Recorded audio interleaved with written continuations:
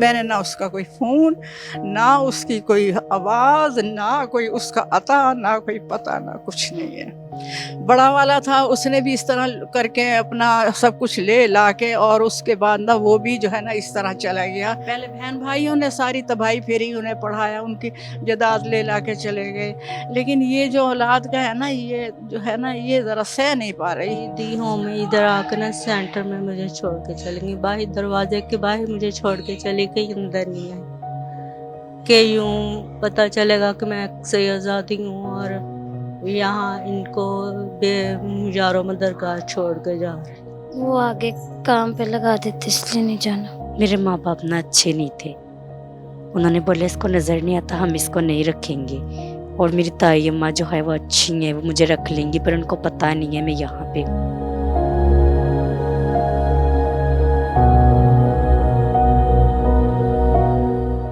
समा स्टोरीज के साथ मैं हूं फलक चौहान और आज मैं मौजूद हूं ईडी होम लाहौर में और यहाँ आपकी मुलाकात कुछ मेहमानों से करवाएंगे जो बहुत सालों से यहाँ पर रह रहे हैं। और ईडी होम की एक खास बात यह है कि यहाँ पर उम्र की कोई तफरीक नहीं है।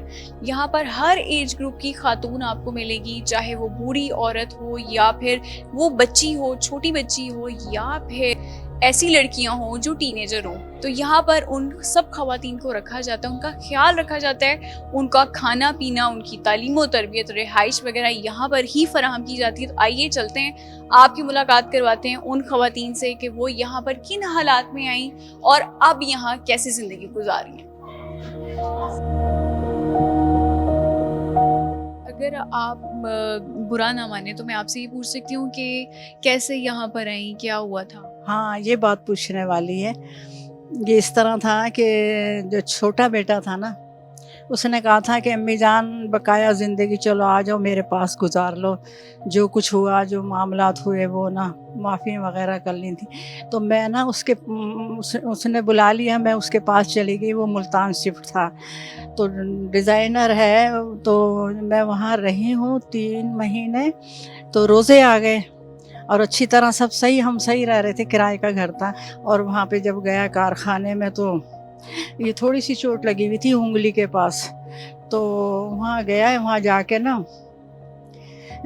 अचानक उसको समझदार था वो केमिकल में हाथ नहीं डालना उसने, तो वो केमिकल में अचानक ही हाथ डाला उसने और सारा जो है ना एकदम से ना पूरा बॉडी जो थी ना उसकी शॉर्ट कर गई। और उसने ना फिर वहाँ से मुझे वो मोबाइल में उसका सारा कुछ है, तो उसका हाथ सूज गया। तो कहने लगा अम्मी जान देखें ये मेरे ना हाथ भी सूज गया और पूरे जिस्म में दर्द है। फिर एक और मैसेज आया, अम्मी मेरे तो सारे जिस्म में दर्द हो रहा है। मैंने कहा आप आ जाओ ना, मैं पैसे दे रही हूँ ना। तो फिर मैसेज आता है कि अम्मी जान आपको हमेशा मुस्कुराता रखे। ये उसके आखिरी अल्फाज थे। फिर जो है ऐसे ही वो तो, लेकिन हाथ जो है ना, हाथ ने ना पानी छोड़ दिया था, बॉडी ने भी। और उसकी एक बेटी थी, उसकी नक्सीर छूट गई, उस तरफ तवज्जो हो गई। तो ये तवज्जो थी और वो इतने में ना वहाँ उसको अभी ट्रीटमेंट हो रही थी, देख रहे थे। तो उसकी बीवी बताती है कि ये वाला जो हाथ था ना उसका एकदम नीचे गिर गया, एकदम हाथ ना उसका नीचे ऐसे गिरा तो और रूह निकल गई उसकी, और अब वो नहीं आएगा। तो अब आप बाकी बच्चों के पास मिलने वगैरह जाती हैं या? नहीं, वो जो दूसरा था इससे बड़ा, उसको तो पता नहीं 11 साल, पता नहीं 10 साल हो गए।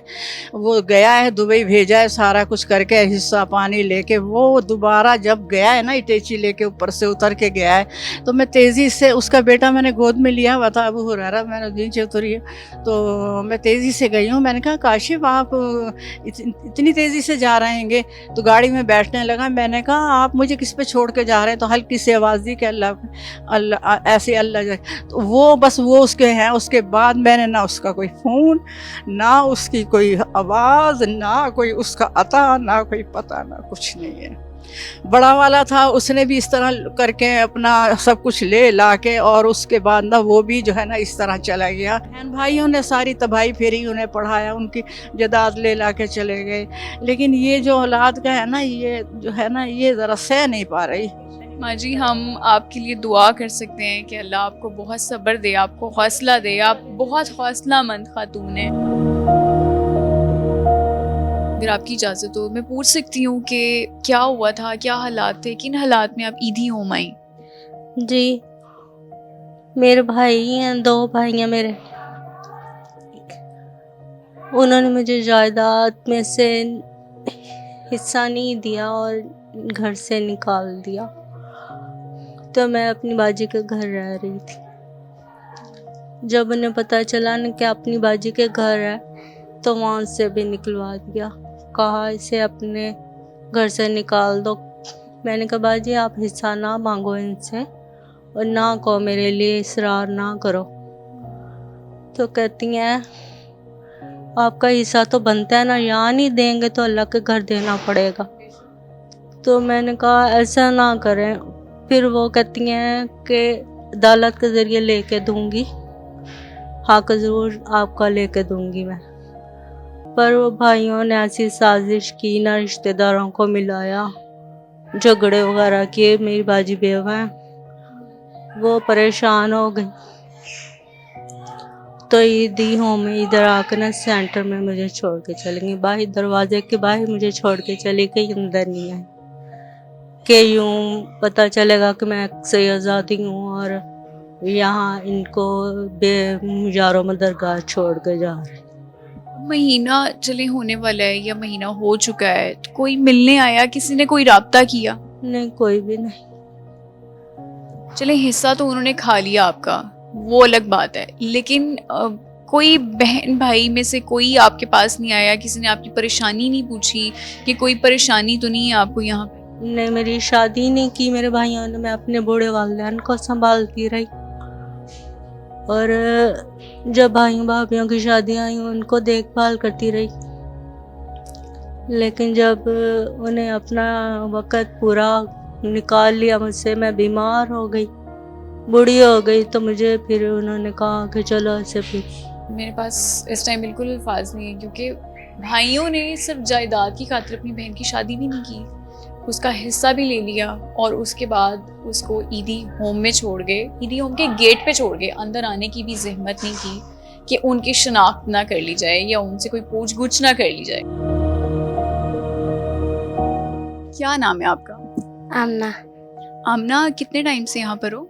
8 साल से। 8 साल से यहाँ पर हो, तो कैसे आई यहाँ पर? क्या हुआ था, कुछ याद है?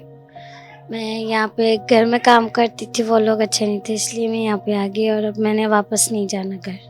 अच्छा, मतलब घर वाले मिलने आते हैं यहाँ पर या आपको कहते हैं कि वापस आओ? नहीं आए अभी तक। कोई राब्ता वगैरह हुआ है घर वालों से? नहीं, वापस क्यों नहीं जाना? वो आगे काम पे लगा देते इसलिए नहीं जाना। तो यहाँ पर फिर क्या करती हो सारा दिन? कुछ नहीं, बच्ची के संभालती हूँ बस। बच्चे पसंद हैं आपको? जी, बच्चों को कैसे संभालती हो? बस छोटी के संभालती हूँ। ये छोटी तो वैसे नो डाउट ये बड़ी प्यारी थी, और नूर फातिमा कह रही हैं कि उनका घर जाने का बिल्कुल दिल नहीं करता, क्योंकि अगर वो घर जाएंगी तो उनके माँ बाप उनको किसी भी घर में काम के लिए रखवा देंगे, इसलिए वो घर वापस नहीं जाना चाहती हैं। हर यहाँ पर इंसान की अपनी कहानी है, हर इंसान के पीछे एक दुख है, एक कहानी है, और आज यही कहानियाँ एक्सप्लोर करने के लिए हम ईदी होम आए हैं।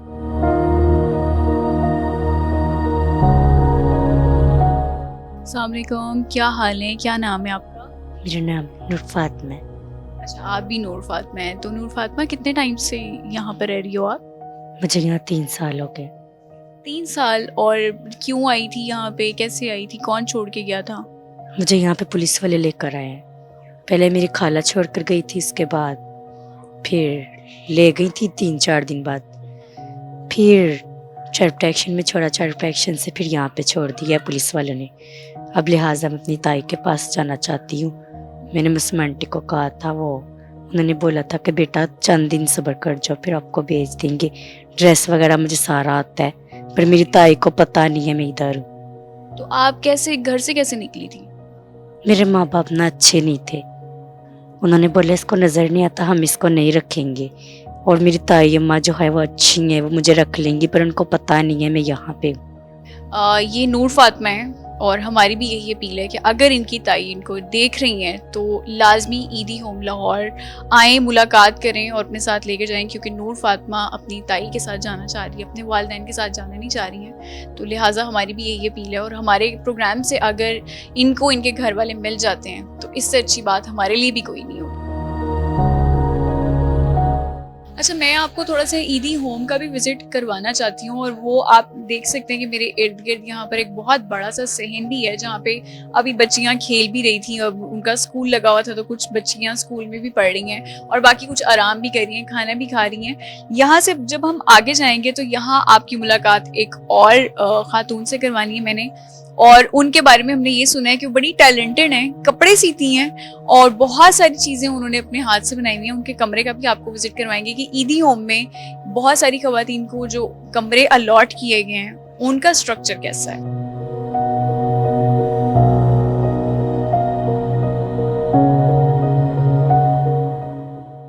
और जी अब हमने आपको कुछ कपड़े दिखाने हैं जो कि इन्होंने अपने हाथ से सीए हैं और बहुत खूबसूरत कपड़े हैं जो अपने फारिग टाइम में ये सीती हैं। बटन्स भी लगाए हुए हैं, लेसेस भी लगाई हुई हैं और एम्ब्रॉयडरी भी की हुई है। इनसे बात करेंगे और क्या क्या यहाँ पे करती हैं। थप्पड़ होते हैं, थप्पड़ खाना, सब घर वालों का खाना भी ये पकाती हैं।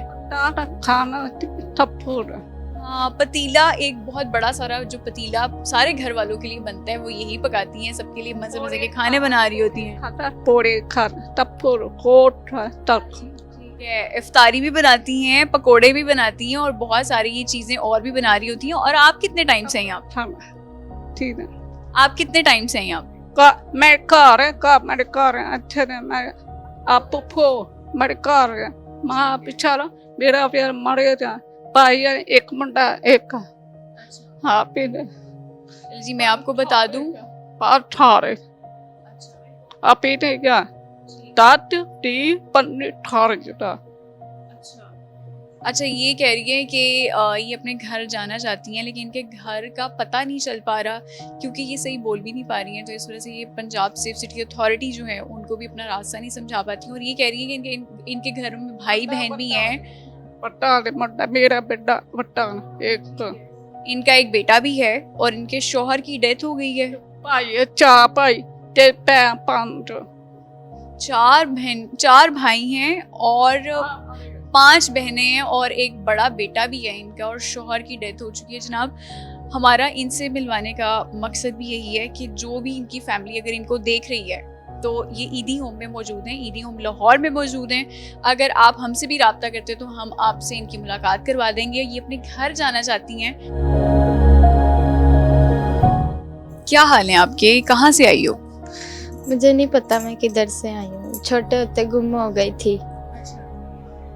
तो कितना टाइम हो गया यहाँ पर आपको? 2017 में आई थी, अब पता नहीं कितना हो गया। 2017 में आई थी, तो यहाँ पर फिर कुछ पता चल सका है अभी तक कि कोई घर वालों का, रिश्तेदारों का, या यहाँ पे क्या करती हो? सिपारा भी पढ़ती हूँ, स्कूल भी पढ़ती हूँ, नहीं पता चला घर का अभी तक। अच्छा नाज़रीन, मैं यहाँ पर आपको ये बता दूँ कि बहुत सारी बच्चियाँ यहाँ पर ऐसी हैं जिनको अपने घर बार का कुछ पता ही नहीं है, रिश्तेदारों का कुछ नहीं पता। और पंजाब सेफ सिटी अथॉरिटी के तहत इनके इंटरव्यूज़ भी हो चुके हैं और इनके घर वालों को ढूंढा भी जा रहा है। अस्सलाम वालेकुम, कैसी हैं आप? क्या नाम है आप? शुमाइला राजपूत। शुमाइला, यहाँ कैसे आई, क्या हुआ था? मेरे साथ वाला क्या हुआ था कि मैं घर से निकली थी भाभी से शाम घड़न, तो घर कहाँ है आपका? सादा। और घर में कौन कौन है? 4 भाभियाँ हैं, 5 भाई हैं और भतीजे भतीजी हैं। की मुलाकात करवाने से यही मतलब है कि ये ईद के दूसरे दिन से अपने घर से गुमशुदा थी और यहाँ पर गुमशुदा नहीं थी, बस शॉपिंग करने निकली थी थोड़ी बहुत। अच्छा। तो इन लोगों ने, पुलिस वालों ने मुझे दूध डाला था एक, वो किलंगा बना रहा था तो उसने दूध भी दिया था, मैंने दूध भी फेंक दिया। आपका जब एक्सीडेंट हुआ था तो क्या हुआ था, तबीयत कैसे ज्यादा खराब हुई थी, क्या करना शुरू कर दिया? सोतन थी ऑलरेडी, हाथ उठाता था, हमेशा हाथ उठाता था। तो इसी वजह से मुझे नहीं रहना उसके साथ। हमेशा ही मारता था वो, हमेशा ही मारता था, क्योंकि उधर लड़ाइयाँ होती थी तो इधर आकर मारता था, उधर लड़ाई होती थी तो इधर आकर। उसने ही करनी थी, मैंने तो मजबूरी में शादी की, मुझे तो कोई ज़रूरत नहीं थी शादी करने की। मेरे भाई मुझे वैसे ही कहते थे मैं कैनेडा बुला लूँगा, भाई भाभी अमेरिका होते हैं ना, इस वजह से। तो मेरे भाई को भी नहीं पसंद, मेरे बाबा को भी नहीं पसंद। 2-3 दफ़ा इसने सियालकोट जाकर मेरे घर में तमाशा लगाया, वहाँ पर तमाशा किया इसने, तो इस वजह से मुझे उसके साथ नहीं रहना। अच्छा, कुछ खवातीन ऐसी हैं जो बहुत ज़्यादा हाइपर हो जाती हैं जिसकी वजह से इन्होंने ये गेट लगाया हुआ है और आपकी मुलाकात करवाएंगे, उनसे आपकी थोड़ी सी बात भी करवाएंगे, उनसे पूछेंगे। अस्सलाम वालेकुम, कैसी हैं आप? क्या हो रही क्या नाम है आप? आपकी 100 2 साल 4 साल ऊपर है ठीक है ते मेरी 88 साल उम्र तुसी मैनू वडेरिया समझिया हाँ नहीं बिल्कुल आप बहुत खूबसूरत हैं। लगाना है अस्सलाम वालेकुम, कैसी हैं आप? वालेकुम सलाम। बहुत अच्छी हो, खूबसूरत हो माशाल्लाह। इसमें तो कोई शक नहीं, आप बहुत खूबसूरत हैं। तो कहाँ से आई हैं? शुक्रिया। मैं बस अनाथ हूँ, मैं भीख मांगती हूँ। मैं बहुत गरीब लड़की हूँ। अच्छा जी। तो कितने टाइम पहले आई हैं? मैं पहले भी यहाँ पर आई थी लेकिन फिर यहाँ से चली गई लेकिन अब आके अभी खुश हूँ। अच्छा जी। ठीक है। घर कहाँ पर है? घर में कौन कौन है? कोई भी नहीं है। कोई भी नहीं है? माँ बाप बहन भाई रिश्तेदार? बिल्कुल नहीं। ठीक है। ना कोई दोस्त है, ना कोई अपने, ना कोई गैर, कोई भी नहीं। तो भीख कहाँ पे मांगती थी? बाजार पे है। अच्छा जी। ठीक है। दवाई वगैरह कोई खा रही हैं? अभी तो गई थी, इंजेक्शन लगा दिया एक, कह तुम प्रेग्नेंट हो तो गोलियां दी है। प्रेग्नेंट हैं आप? जी। अच्छा कितने महीने? कह रहे ये 8वां महीना है। अच्छा जी। ठीक है जनाब। ये हैं कुछ ऐसी ख़वातीन हैं जो बहुत ज़्यादा हाइपर हैं और इसी वजह से हमने इनसे बात भी ऐसे की है। और इनका तो खैर कोई भी नहीं है, भीख मांगती थी और अभी ये प्रेग्नेंट भी हैं और ईदी होम में यहाँ पर ये रह रही हैं। इनके खाने पीने का, अद्वियात का, हॉस्पिटल के चक्कर यहाँ से ही सारे यहाँ पर कंट्रोल किए जा रहे हैं। हमारी यही कोशिश थी कि बहुत सारी ऐसी ख़वातीन जो जाना चाहती हैं अपने घर, उनका एड्रेस नहीं मिल रहा, उनके फेस हम कैमरे के सामने लेकर आएँ ताकि उनके रिश्तेदार जो उनको देख रहे हैं वो यहाँ से उनको लेकर जाएँ। इसके अलावा बहुत सारी नाउमीद बेसहारा ख़वातीन भी आपको दिखाई, हमने मुलाकात करवाई जो सोसाइटी की तरफ से अबेंडन कर दी गई थी, जिनका कोई नहीं था यहाँ पर। और ईदी होम ने उनको शेल्टर प्रोवाइड किया, खाना पीना, अद्वियात प्रोवाइड की। जनाब फलक चौहान को दीजिए इजाज़त। अगले एपिसोड में अब आपसे ईदी होम लाहौर के जेंट्स सेक्शन से मुलाकात होगी। तब तक के लिए अल्लाह हाफ़िज़।